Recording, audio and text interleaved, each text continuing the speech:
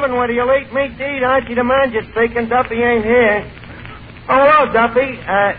Tonight, a real big shot, Duffy. Monty Woolley. And that ain't hay.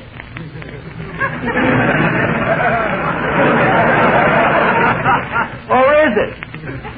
Well, you remember Woolley, Duffy, the wise old actor with a sage old brush? Well, look, Duffy, somebody's got to play Santa Claus at the Christmas party, so, as long as Monty's going to be here, the old adagio, a beard in the hand. Yeah, sure, I'll ask him. Well, I'll call you back, Duffy.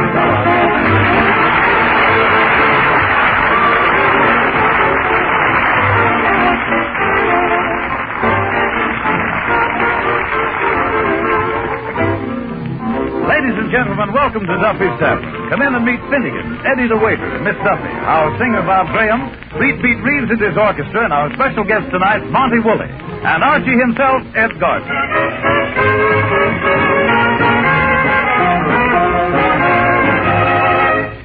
Hey, Eddie, where's the soap? The soap? Miss Archie, you got a new girl?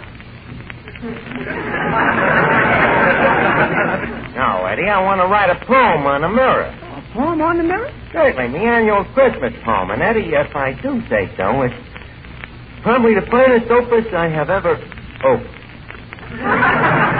Got that real Christmas flavor. Say, any chance of fella not hearing it? Certainly, Eddie. Listen to this thing. Merry Christmas to you all. Be of bright cheer and joyous. Leave us fuel a log on the fire. And leave not naught annoy us. Come lift your beakers and quaff us a skull. Kiss Kringles abroad in the snow. I quaff, lads, and laugh, lads. Ha-ha. Hee-hee. Ho-ho. You like it, Eddie? It'll go beautifully with that cracked mirror. Okay, here's the soap. And, Eddie, while I'm doing this, how about you Christmasing up the joint a little bit there? Here, hang up these wreaths. Yes, where'll I hang them? Well, leave one dangle over each table. That's a good idea. Then after each customer's finished eating, we can just lay the wreath right on his chest. Eddie, don't be so fascistic. Say, Archie. Oh, yeah, Miss Duffy. Where do you think is the best place for me to hang these mistletoes? Well, how many you got there? Let's see. 1, 2, 3, 4, 5. Miss Duffy, you're going to hang 7 mistletoes around this joint? Well, what do you want me to do? Stand in one place all the time? Well, you mean to tell me that you got all these traps set for Brackenbridge Hartsum powder? Oh, him. Oh, him? What's the trouble? Oh, I just found out what he's getting me for Christmas. A $2 bottle of perfume. Isn't that cheap? Well, now, wait a minute, Ducky. $2 a bottle for perfume might not be cheap. It all depends, isn't it? Quarter or a fifth?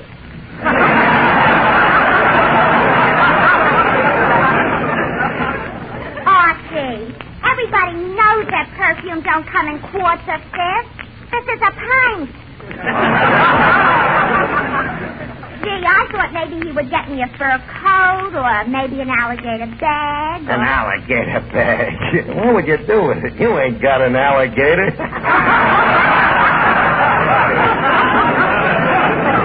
Oh, what's the use of standing here talking to you?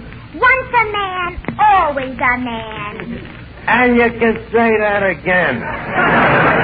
Eddie, did you ever beat the likes of these dames? They're all so mercenary, you know?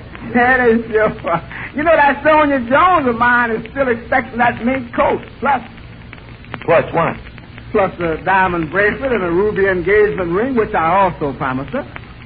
You see, the other night I sort of took her off, and when we talked about the mink coat, she kind of put her arms around me, and then I mentioned the diamond bracelet, and she gave me a great big kiss.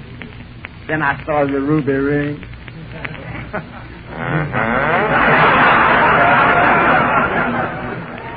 Eddie, are you crazy?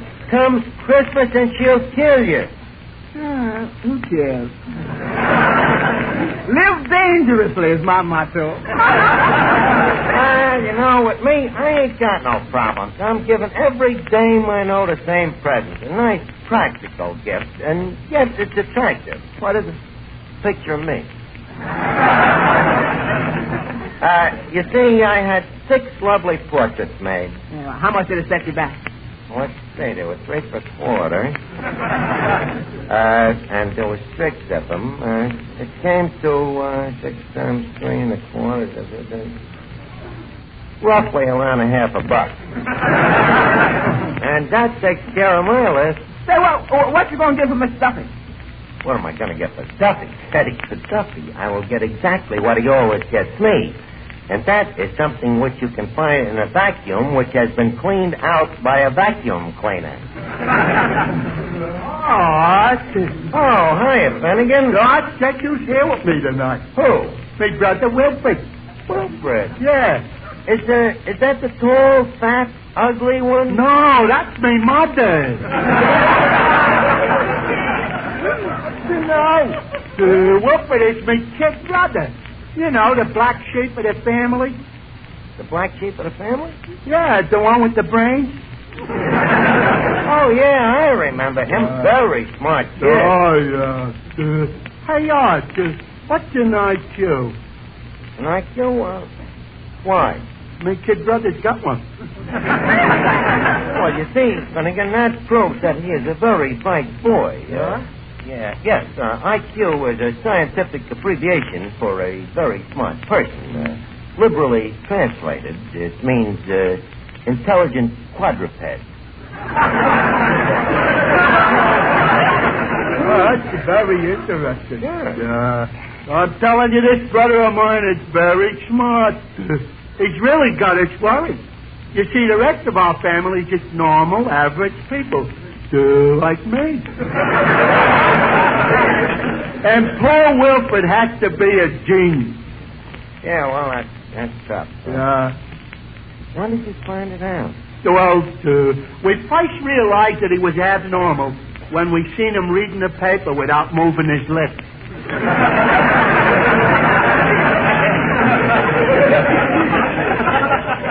Well, you can't tell. Maybe the kid has a ventriloquist. No, he's a good boy. Wait, I'll go bring him over.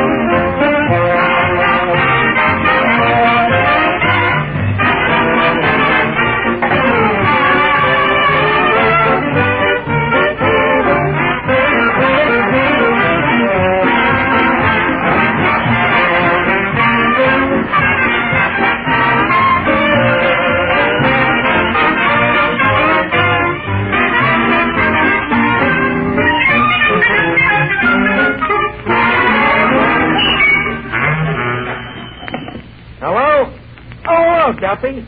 What? There's a package from you arriving for me, and I shouldn't open it until Christmas. A present for me? Are you sure this is Duffy? Well, Duffy, I'm flabbergasted, you know? Well, gee, thanks. And by the way, did you receive my present yet? Well, it's probably in the mail. I'll call you back. Holy cat, Eddie. Duffy bought me a present. I gotta get something from him. I gotta get something. What could I... Let me see. Europa. I got it. What? I'll send him one of my portraits. Have you got a pen, Eddie? Yeah. Thanks. I'll autograph it, you know, with something nice. Let's see. To my dearest employer, good old Duffy in fond appreciation for all I have done for you. Signed, Archie. Say, Archie, Yeah, Mr. Bailey. do you think that a picture is enough of a... Listen, Bailey, he's the boss. Naturally, I can't send him as good a present as he's sending me. After all, with the kind of dough Duffy's got, you know, and inexpensive presents, there's no skin off his flint. Say, Archie, wouldn't it be wonderful if around this time of year he sent you a lovely warm scarf? A scarf. Well, Bailey, I'm funny that way. You know, I'd rather warm myself over a gold cigarette lighter. Well, as long as it's something that keeps you warm. Don't forget, Archie, the cold sneezing is here. Would you mind to repeat that, please? I said the cold sneezing is here. The cold sneezing is here. Bailey, that joke stinks.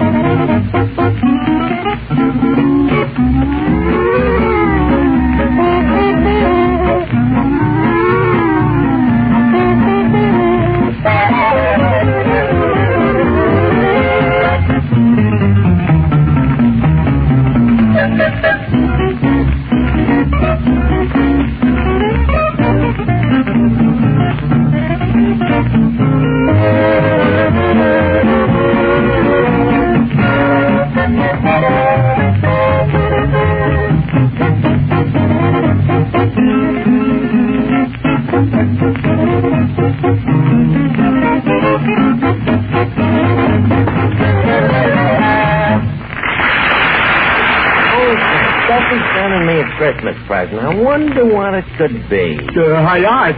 Yeah, Finnegan. Here's my brother Wilford. You remember him, Art? Oh, well, certainly. Hello, Wilfred, my boy. Hello.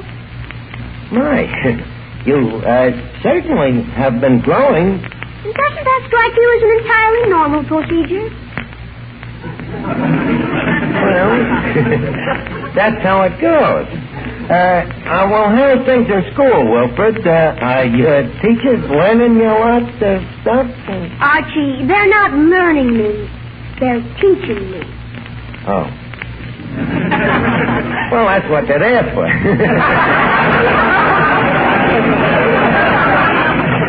Well, you're looking fine, Wilfred. Very manly. Are you eating good? Yes, I get sufficient nourishment, thank you. Well, you know, you got to eat good if you want to grow up to be a big, strong man like your Uncle Archie. You know how I got this physique of mine? Malnutrition? Yes, sir, and plenty of it. Yeah, Wilfred, I always eat lots of bread, potatoes, pancakes. Well, I'm on a diet that precludes carbohydrates. Yeah. What's they? Starches. I'm not permitted to have starches. Well, that's right, Wilfred. Starches ain't good for you. You know, they make your stomach stiff.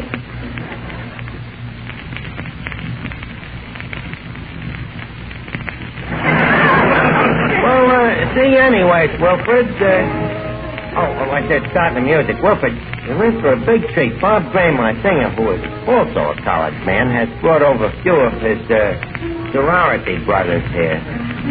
They're going to treat us with a Christmas carol. Go on, fellas, sing and make it Christmassy, huh?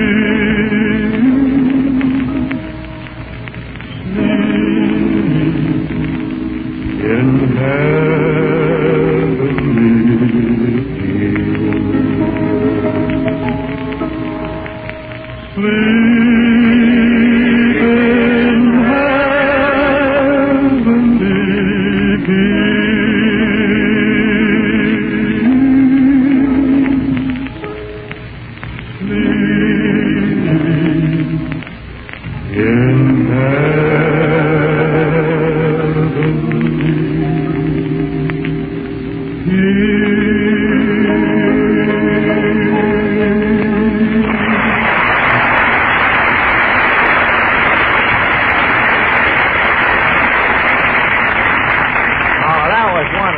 it sounded like a December whipping pup. Eddie, pass the hat for the boys. Okay. Hey, Mr. Arthur, ain't that Mr. Monty Woolley coming in? Oh, yeah. Monty Woolley. Look at the guy, Eddie. Well, good evening, Mr. Woolley.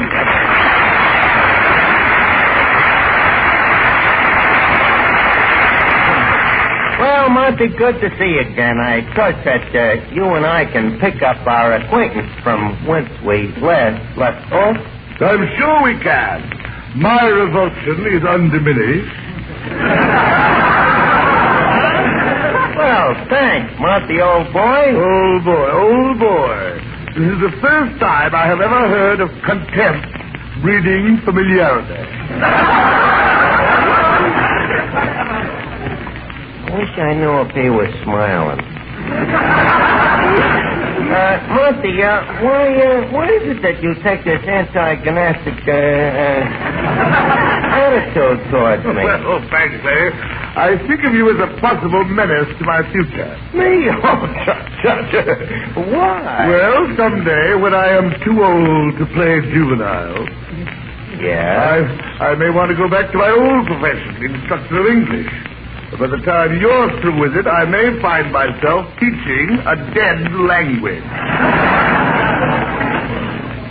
Well, you know, it's a lucky thing for you that was a veiled insult. Why, I did too. Hey, mister, that's a funny place to wear a grass skirt. Oh, the darn thing always hikes up. Finnegan, please, no remarks, Kay, about the beaver, Kay. So, I apologize, mister. So, I promise I won't tell you about your beard again.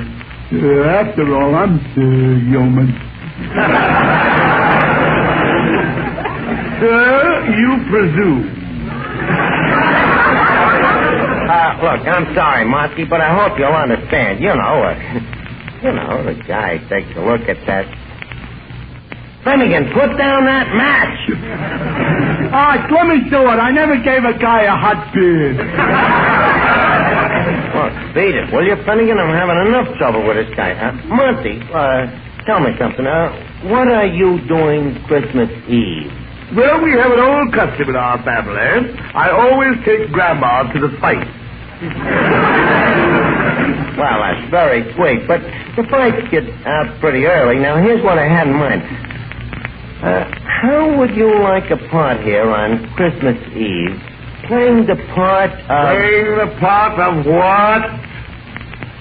Monty, why don't we have a bite to eat? Eddie, how about some refreshments for Mr. Woolley? Just a moment. I eat here. I'd sooner die. No, there is no sooner way.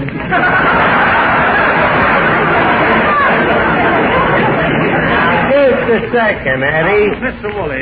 Woolley, don't let Eddie frighten you. The food isn't that bad. Well, have you, sir, ever eaten in this cadaver's commissary? Well, Duffy's is no Ritz. Do tell.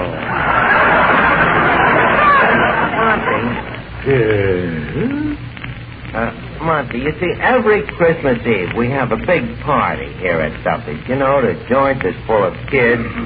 They come down to get their fathers, you know. And we have a Christmas tree and wreaths around, and every kid gets a candied pig's foot. And I usually write a Christmas pageant. You can write? Like a whiz. Now, the only thing we yet ain't got set yet. Well, now, what is it?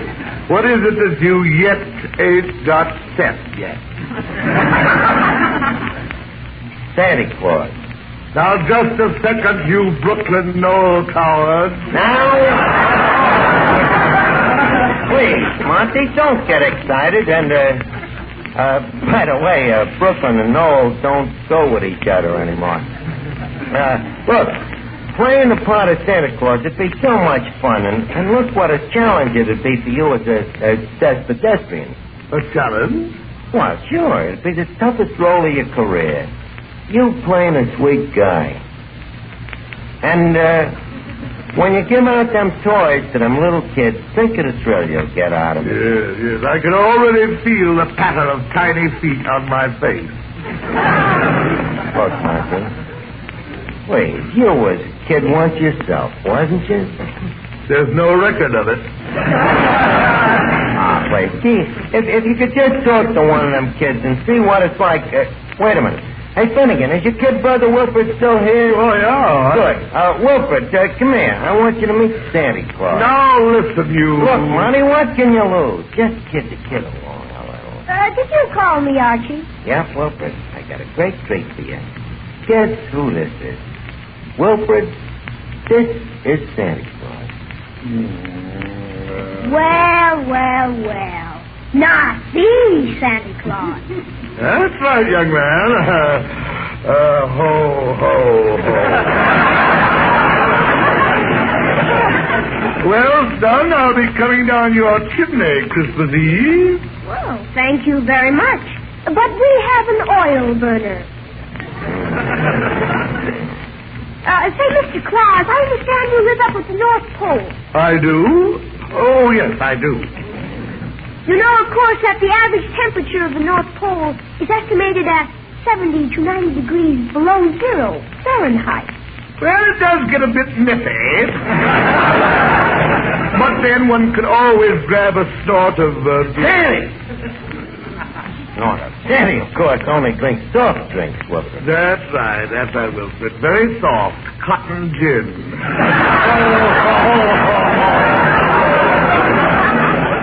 Yes, Wilfred, now see that you're a good boy, because on Christmas Eve, Santa Claus calls on every good little boy and girl. How does he know where they live? Well, he has all their numbers in a little red book. Yeah, it's some mighty fine numbers, that little red book. Oh, this is so ridiculous. Preposterous. Huh? Wilfred, you don't mean that you believe in Santa Claus? Oh, Archie, please. It's an amusing legend and rather pleasant, this Santa Claus. But this man plays him so badly. Why, you... Now, take it easy, Monty. Monty, leave go of the kid's throat. Wilfred, put down them tweezers. So what, Monty? You know, the kid's a bit of a critic. Please leave me get out of here. Look, Monty, I'm sorry it turned out like this, but... Archie, don't be silly. I'll be happy to be here Christmas Eve. You will? Yes, playing Santa Claus with Wilfred, with a bag slung over my shoulder. And do you know what I hope to have in that bag? What? Wilfred.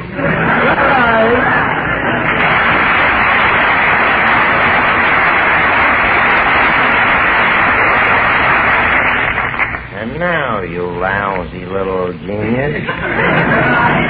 Now, Archie, please. You don't actually expect an educated man of 8 to believe Santa Claus. Don't I? Look, Wilfred, maybe there ain't no real Santa Claus with no red coat jumping down chimneys. Okay, but there is something that a kid like you should get wise to. Something that kind of makes people do wonderful things for each other at Christmas time, and I like to call it Santa Claus. It's something inside of all of us, kid, that if we're right guys, we'll turn each one of us into a Santa Claus, see? With every guy loving his fellow guy and working with him to bring goodwill into the world, peace, and a gift. Don't tell me that there ain't no that kind of a Santa Claus. That's sounding, Mr. Archie. And, hey, this package just comes for you. Oh, yeah? Let me look. Hey, it's my present from Duffy. Now, Wilfred, here is what I'm talking about. This package says don't open till Christmas, but I want to teach you a lesson. See? So I'll open it. Now, here's a guy named Duffy. You know, he's mean, stingy, cheap, and yet, at Christmas time, he changes and gives me this This picture of himself. Autograph to my dear employee, Archie. Where was I, Wilfred? Oh, yeah, you see? Maybe there ain't no real Santa Claus with no red coat, chimneys, but I believe that...